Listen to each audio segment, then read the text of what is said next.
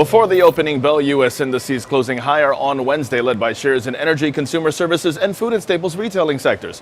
On the economic docket, MBA mortgage applications falling by 3.7% year over year in the week ended February 8th, from a decline of 2.5% the previous week. In other news, CPI remaining unchanged month over month in January, and the monthly deficit improving to $13.5 billion in December. This all while advancers ahead of decliners, 67% of S&P 500 constituents trading higher yesterday. Now, after the markets closed, Cisco Systems announcing second quarter adjusted EPS up 16% year over year to 73 cents on revenue up 7% year over year to $12.45 billion.